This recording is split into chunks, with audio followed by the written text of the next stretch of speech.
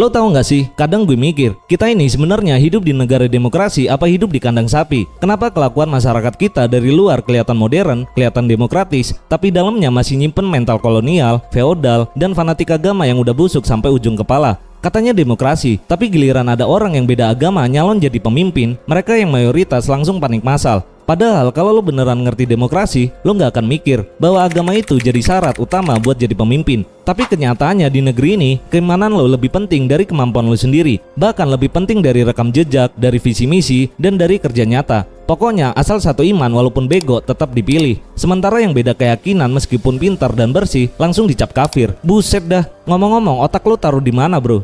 Yang lebih ngeselin lagi, banyak orang yang masih berpikir bahwa menolak pemimpin beda agama itu bukanlah bentuk diskriminasi. Mereka berdalih, ini demokrasi, gue bebas dong milih siapapun yang gue suka. Lah iya, bebas, tapi bukan berarti lo bebas untuk jadi tolol. Demokrasi itu bukan tempat buat ngebebasin ego primitif lo yang udah suka dan doyan buat membenci. Demokrasi itu tempatnya rasionalitas, tempatnya akal sehat, dan tempatnya orang-orang dewasa yang bisa mikir secara objektif. Tapi yang terjadi, rakyat kita lebih senang milih pakai emosi agama, bukan logika politik. Ngelihat calon pemimpin bukan dari program, tapi dari tempat ibadahnya. Dan bukan dari kinerja, tapi dari kitab suci yang dia baca.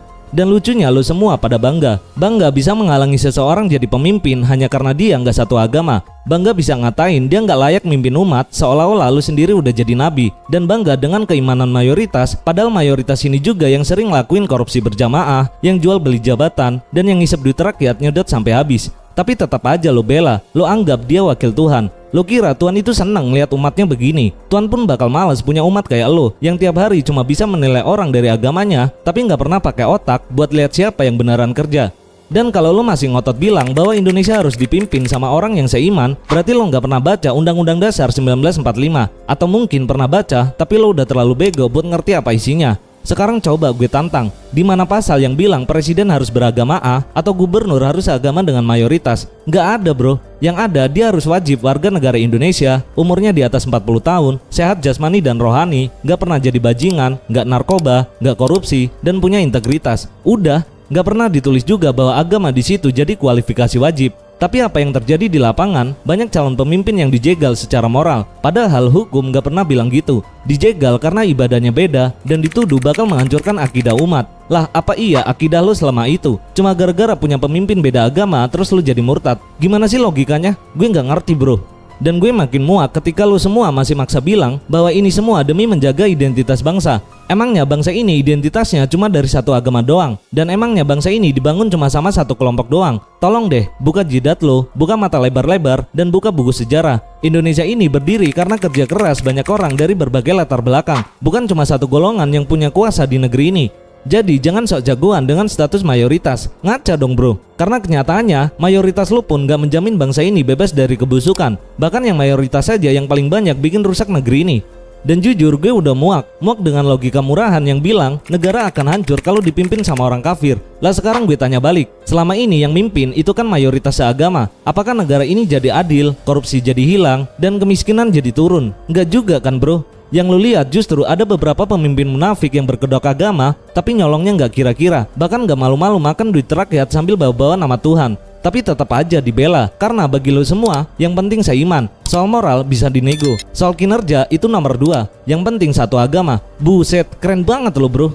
Dan ini ya yang bikin bangsa nggak maju-maju, karena pemilihnya bodoh, mudah dibodohi, dan bangga sama kebodohannya sendiri. Nggak pernah mau buka pikiran, takut sama yang beda, dan masih hidup di ilusi orde lama. Seakan-akan kalau beda agama itu berarti musuh yang harus dilawan. Mental kayak gini harus dibuang jauh-jauh kalau lo beneran cinta sama negara ini. Karena selama lo masih milih pemimpin pakai kompas agama, selama lo masih takut sama yang gak lo pahami, lo cuma akan melestarikan diskriminasi dan kebodohan berjamaah. Dan jangan harap Indonesia bakal jadi negara maju, karena bangsa yang tolol yang gak bisa bedain mana keyakinan dan mana kemampuan gak akan pernah naik kelas. Jadi ya udah, gue kasih kesimpulan sementara. Lo bebas milih siapapun yang lo mau, tapi jangan bawa nama Tuhan buat justifikasi pilihan tolol lo itu. Karena negara ini bukan cuma punya lo doang bro. Dan selama masih ada minoritas yang dijegal cuma karena status keimanan, lo nggak pantas ngaku hidup di negara demokrasi. Lo pantasnya itu tinggal di bawah tempurung, ditemenin sama kebodohan yang lo pelihara dengan penuh kebanggaan itu.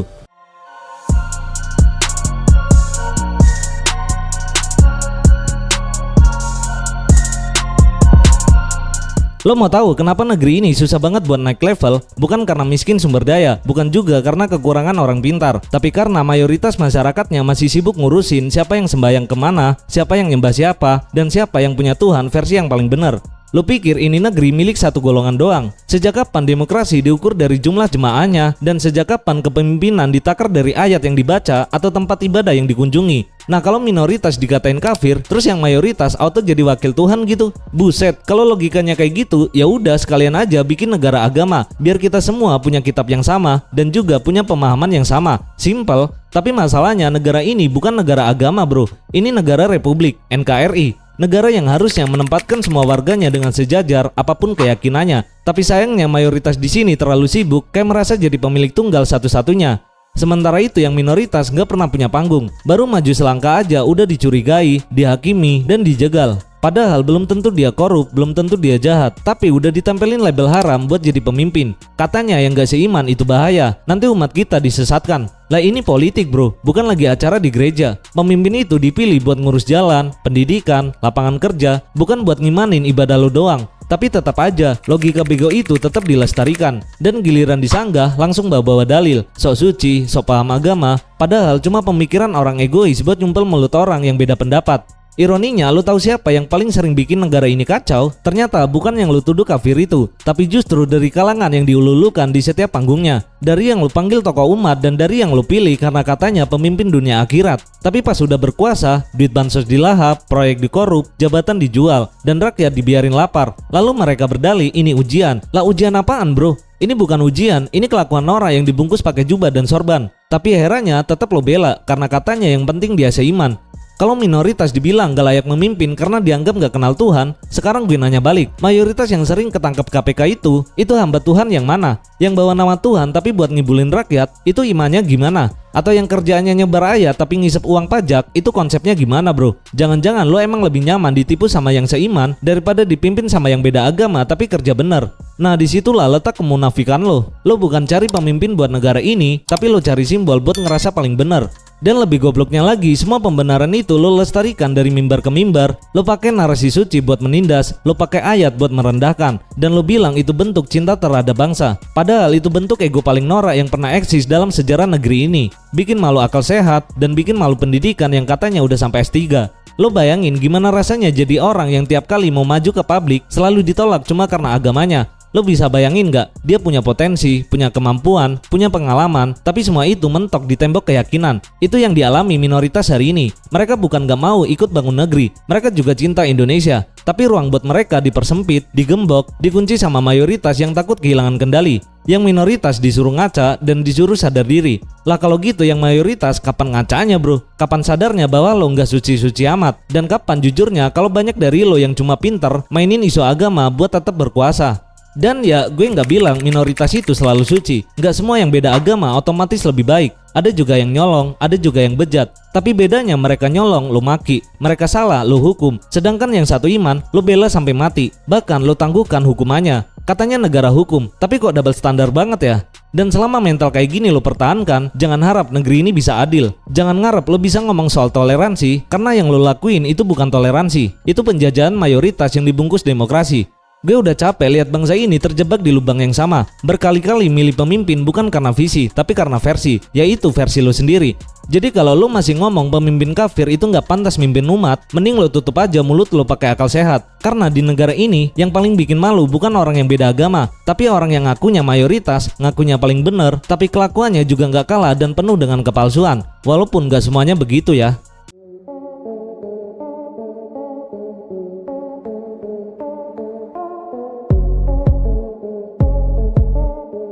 Lo mau ngomong apa lagi bro? Kalau di tahun 2025 ini masih ada aja orang yang ngerasa Indonesia cuma milik satu iman doang. Kayak negeri ini dibikin cuma satu agama, ditopang sama satu kitab, dan dijaga sama satu jenis manusia suci yang kalau kentut aja baunya wangi surgawi. Padahal kenyataannya negeri ini dibangun dari darah, keringat, dan air mata orang-orang yang punya keyakinan beda-beda. Ada yang Muslim, ada yang Kristen, Hindu, Buddha, Konghucu, dan bahkan ada yang gak percaya Tuhan sama sekali. Tapi mereka tetap berdiri di garis depan buat ngebela negeri ini. Dan apa coba balasannya? Mereka gak dikasih ruang. Bahkan buat berdiri aja di panggung politik, mereka harus siap ditelanjangi, dikafir-kafirin, dan dianggap ancaman. Jujur aja bro, ini negara republik, bukan lagi era dunia kerajaan. Lu pikir Pancasila itu cuma hiasan di tembok? Itu dasar negara bro. Ketuhanan yang Maha Esa itu bukan berarti ketuhanan penyalu doang. Itu artinya negara ini mengakui adanya Tuhan, tapi nggak pernah maksa rakyatnya buat nyembah Tuhan yang sama. Tapi ya gimana, mayoritas di sini udah keburu mabuk keagamaan, saking mabuknya sampai lupa cara mikir.